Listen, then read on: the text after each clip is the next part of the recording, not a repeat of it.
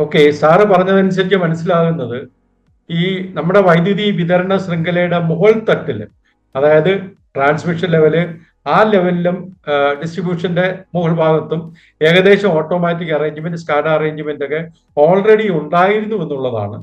താഴോട്ട് വരുമ്പോഴേ ഒരു കൺസ്യൂമർ ലെവലിലേക്ക് വരുമ്പോഴേ ഇതൊന്നും ഓട്ടോമാറ്റിക് അല്ല. നമുക്ക് ഓട്ടോമാറ്റിക് ബില്ലിങ്ങോ അങ്ങനെയൊന്നും നമുക്ക് പറ്റുന്നില്ല, റിമോട്ട് ബില്ലിംഗ് ഒന്നും നമുക്ക് പറ്റുന്നില്ല.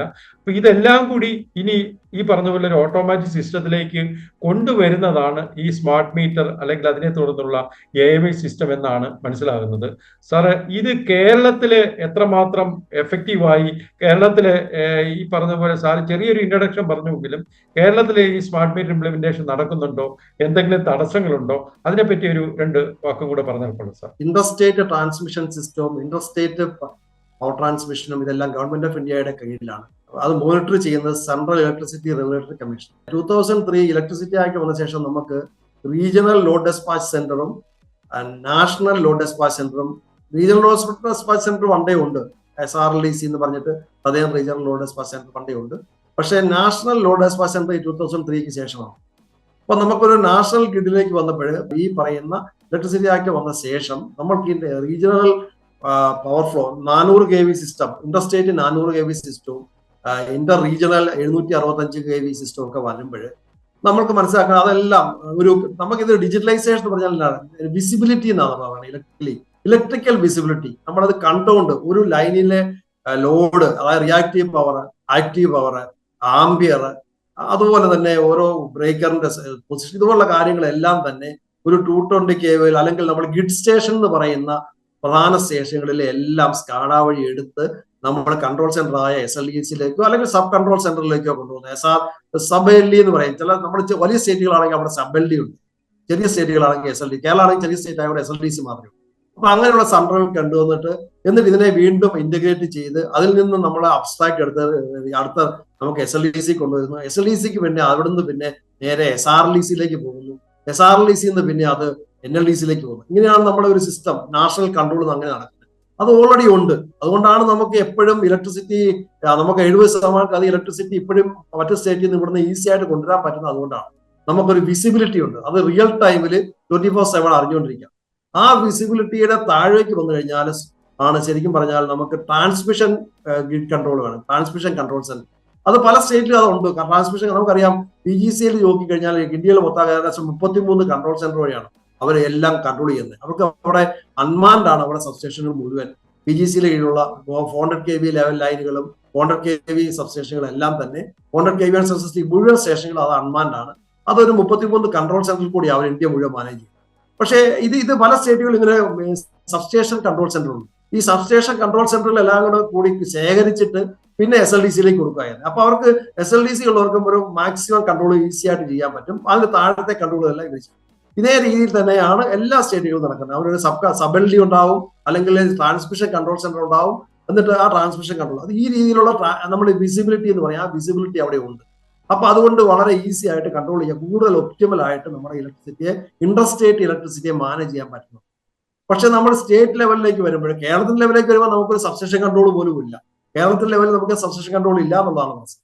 നമുക്കൊരു കൺട്രോൾ സെന്റർ ഇല്ല. നമുക്ക് സബ്സ്റ്റേഷൻ സ്കാഡ ഓട്ടോമേഷൻ, അതായത് സബ്സ്റ്റേഷൻ ഓട്ടോമേഷൻ വളരെ കുറവാണ്. നമുക്ക് എല്ലാ സബ്സ്റ്റേഷനുകളിലും ഇപ്പോഴും നമ്മൾ ഓപ്പറേറ്ററെ വെച്ചാണ് മാനേജ് ചെയ്യണം, മാനുവലായിട്ട് തന്നെയാണ് മാനേജ് ചെയ്യണം. ഈവൻ AGC ഓട്ടോമാറ്റിക് ജനറേഷൻ കൺട്രോളും നമുക്ക് ഇവിടെ കുറവാണ്. എല്ലാ ജനറേറ്റിംഗ് സ്റ്റേഷനിലും ഇഷ്ടം പോലെ ആളെ വെച്ചാണ് മാനേജ് ചെയ്യുന്നത്.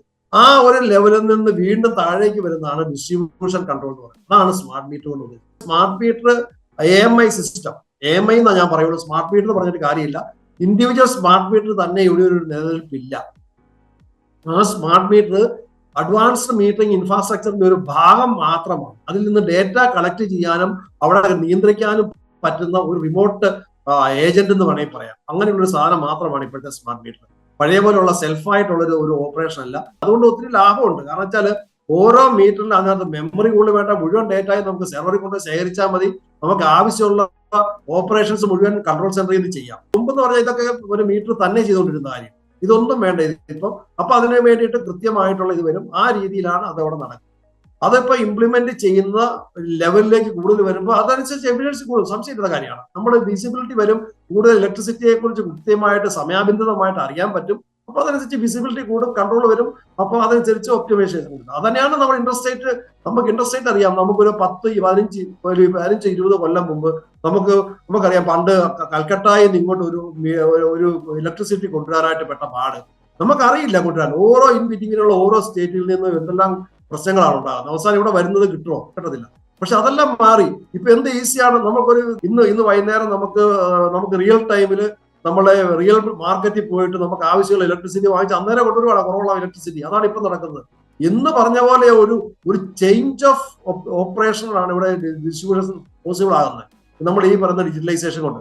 ആ ഡിജിറ്റലൈസേഷൻ ഇമ്മീഡിയറ്റ് ആയിട്ട് നടക്കാന്നുള്ളത് നമ്മുടെ സിസ്റ്റത്തിന്റെ ആവശ്യമാണ്.